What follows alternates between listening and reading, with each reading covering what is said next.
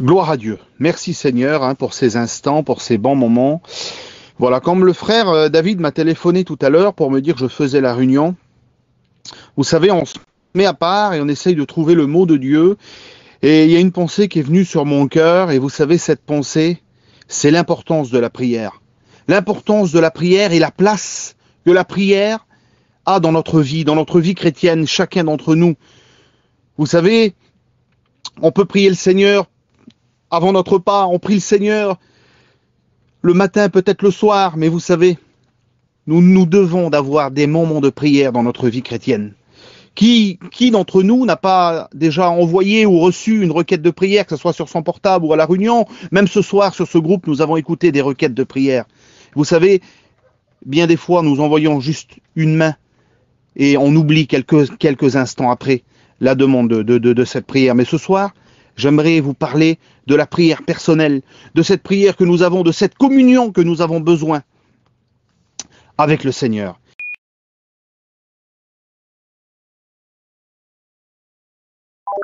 T'as été coupé, frère. J'aimerais vous parler ce soir des différentes prières que nous pouvons apporter au Seigneur. Et vous savez, la prière la plus commune, c'est la demande. Et nous demandons au Seigneur, mais laissez-moi vous dire ce soir, je veux que ça vous puissiez le graver dans vos cœurs et dans le mien aussi ce soir, que Jésus va dire dans Matthieu au chapitre 7 et au verset 7, demandez et l'on vous donnera. Que nous puissions comprendre et mettre dans notre cœur, peut-être ce texte, nous l'avons écouté des centaines de fois, des dizaines de fois, mais que nous puissions graver dans nos cœurs l'importance de ces mots qui sortent de la bouche de Jésus.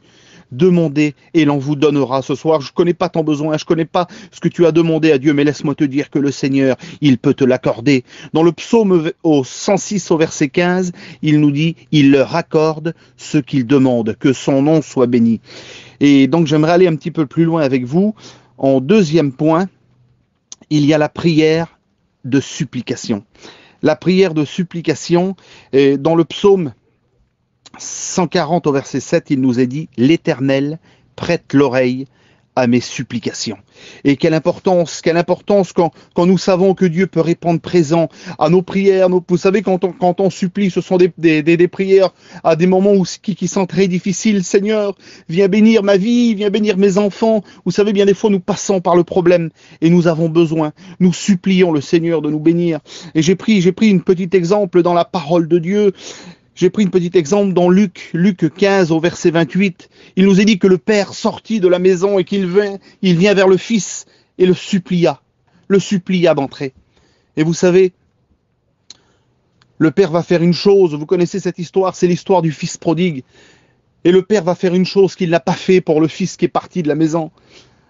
Le fils aîné va sortir, parce que la parole nous dit qu'il va avoir une grande colère dans son cœur. Le père sortit et le supplia. On peut voir qu'à ce moment-là, il avait perdu la communion avec le Père. Il avait perdu cette communion. Et ce soir, je vous encourage à reprendre cette communion dans la prière avec le Seigneur. Que Dieu soit béni. Allons un petit peu plus loin ensemble. J'aimerais aussi vous parler de la prière de la persévérance. La prière de la persévérance. Vous savez, vous connaissez le texte dans les Actes des Apôtres au chapitre 2, verset 42. Il nous est dit qu'ils persévèrent ensemble dans la prière. Oui, frères et sœurs, nous devons prier ensemble. L'Église doit prier ensemble, même si des fois nous sommes séparés. Vous savez, il y a eu un moment cet hiver où on était tous confinés dans nos coins. Mais laissez-moi vous dire que Dieu a entendu nos prières. Et ce soir, le Seigneur entend ta prière, la prière de la persévérance. Oui, frères et sœurs, si 2 ou 3 s'accordent pour demander quelque chose, il leur sera accordé. Que le nom du Seigneur soit béni. Un petit peu plus loin, nous avons la prière de la louange. La prière de la louange, cette grande admiration que nous avons pour le Seigneur. Le psaume 18, verset 4 nous dit « Louez l'Éternel ». Louez l'Éternel, quelle importance la prière, louez l'Éternel. Et dans l'évangile de Luc au chapitre 18 et au verset 43, j'aimerais...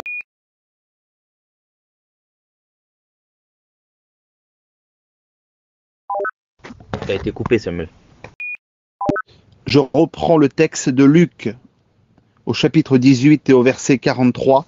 Il nous est dit, à l'instant, il recouvra la vue et suivit Jésus en glorifiant Dieu. Le peuple, voyant cela, loua Dieu. Combien de fois avons-nous insisté à des vies transformées, frères et sœurs? Combien de fois avons-nous insisté, pour certains d'entre nous, à des guérisons, des miracles? Et bien des fois, nous avons resté froids, sans louer le Seigneur. Suivons l'exemple de ces gens. En voyant le miracle, ils louent en Jésus. À combien nous devons le louer chaque jour dans nos vies, que son nom soit béni. Il y a aussi la prière de l'adoration. La prière de l'adoration, j'aimerais aussi vous parler de ce texte. Vous savez, ce n'est pas pour citer des textes ce soir, mais c'est pour montrer les valeurs de l'évangile ce soir. Et surtout que notre message est basé sur la Bible, sur la parole de Dieu. Vous savez, sans la Bible, on ne peut rien faire. Bien des fois, on entend que des gens, ils s'excusent à cause de la lecture de la parole, mais laissez-moi vous dire que moi, ce soir, je n'ai aucune capacité. Je n'ai aucune capacité. C'est la Bible, c'est la parole de Dieu qui bénit les cœurs. C'est la parole de Dieu qui fait de nous des personnes résolues. C'est la parole de Dieu qui nous fait prendre des décisions. La prière de l'adoration, dans l'évangile de Jean, chapitre 4 et au verset 23, il nous est dit que le Seigneur veut des vrais adorateurs en esprit et en vérité. Et vous savez, ceux qui croient à Jésus peuvent l'adorer en tout temps, frères et sœurs. Ils peuvent l'adorer en tout temps et en tout lieu. La véritable adoration, moi j'ai noté ça, la véritable adoration est que le chrétien entre dans la présence de Dieu par la foi. Peu importe l'endroit où nous sommes, peu importe l'endroit où nous nous trouvons. Il y a des hommes dans la Bible, dans la parole de Dieu, vous savez, Samson était parmi ses ennemis, il avait besoin de force. Et il demanda à Dieu de la force. Et peut-être que ce soir, tu n'as plus de force. Laisse-moi te dire que tu peux demander au Seigneur la force par la prière. Nous avons aussi l'exemple de Jonas dans le ventre du poisson. Vous savez, ce sont des histoires simples, mais des histoires vraies.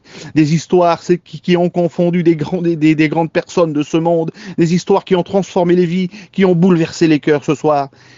Jonas a eu une prière de détresse. Peut-être es-tu dans la détresse ce soir. C'est tout simple, demande au Seigneur, Seigneur, viens m'aider. Et laisse-moi te dire, peu importe l'endroit où tu te trouves, peu importe l'endroit où tu écoutes ce message ce soir, le Seigneur, il peut venir et te sortir de cette détresse. Peut-être que tu es malade. Laisse-moi te dire que le Seigneur peut te guérir.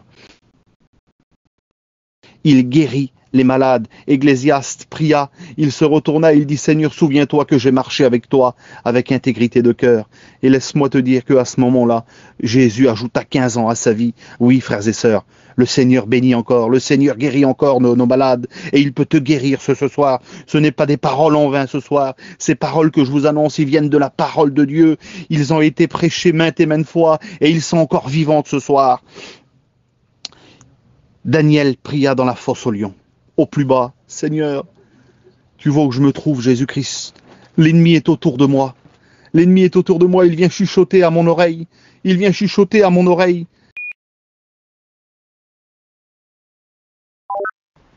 T'as été coupé. Ne parle plus du Seigneur. C'est inutile. L'ennemi vient chuchoter à ton oreille, n'envoie plus ce petit message. Mais laissez-moi vous dire que Dieu ferme la gueule des lions ce soir. Et l'ennemi est comme un lion réjouissant où il vient chuchoter à ton oreille. N'envoie plus ce petit message, ça sert à rien. Ne parle plus du Seigneur à cette personne, jamais il viendra. Mais laissez-moi vous dire que c'est dans la persévérance, frères et sœurs. C'est dans la persévérance. Jésus est le plus grand exemple. Jésus, la Bible nous dit qu'il se leva le matin pour prier. Oui, les frères et sœurs, Jésus a eu besoin de prier dans son ministère, car il s'est fait homme. Il s'est fait homme pour sauver chacun d'entre nous. Et quand Jésus va se mettre en prière, le ciel va s'ouvrir, le Saint-Esprit va descendre, et Dieu va parler. Et laissez-moi vous dire que quand nous sommes dans ces moments de prière, le ciel s'ouvre, frères et sœurs, c'est possible pour nous aussi. Le Saint-Esprit descend dans nos vies, et il vient nous bénir. Et Dieu parle à nos cœurs, Dieu nous dirige, Dieu nous conduit, il nous fait prendre les bonnes décisions, frères et sœurs. Et Dieu, à ce moment-là, quand Jésus va prier, une voix se fit entendre des cieux et il va dire, écoutez-le, écoutez-le, car c'est mon Fils bien-aimé. Nous devons écouter Jésus. Jésus va nous donner ce conseil dans Luc 18 au chapitre 1. Il va nous dire de toujours prier, frères et sœurs. De toujours prier. Jacques au chapitre 5 et au verset 16, il va nous dire la prière du juste a une grande efficacité, frères et sœurs. Ce sont les mots que j'avais sur mon cœur ce soir. Les mots que j'avais sur mon cœur pour vous montrer l'importance de la prière dans une vie chrétienne. L'importance de la prière, à combien nous avons besoin d'avoir une intimité avec le Seigneur. Un homme a dit un jour que ton activité ne remplace jamais ton intimité. Que Dieu soit béni. Et j'aimerais terminer avec ce conseil de Paul aux Thessaloniciens, chapitre 5 et au verset 17. Il va nous dire, priez sans cesse. Que Dieu soit béni, frères et sœurs. J'aimerais prier le Seigneur avec vous sur ces quelques mots. Je suis convaincu ce soir qu'il y a des personnes qui ont reçu un mot de Dieu dans leur cœur. Je suis convaincu ce soir qu'il y a des personnes qui ont pris des décisions. Que Dieu soit béni. À toi la gloire et la victoire, Sauveur. Merci. Merci pour ta parole, Sauveur. C'est ta parole qui prime, Jésus-Christ. Nous ne font qu'utiliser, Sauveur, Seigneur, ce que tu nous as donné, Jésus-Christ, ce que tu nous as confié, Sauveur. C'est ta parole qui prime. Je sais que ta parole bénit les cœurs, bénit les vies, Sauveur. Tu bénis ces personnes derrière leur téléphone, Sauveur. Tu étends tes mains, c'est toi qui fais comprendre, Jésus-Christ. La vie est dans la semence, Sauveur. Que ton nom soit glorifié. Merci, Jésus. Amen. Que Dieu vous bénisse, frères et sœurs.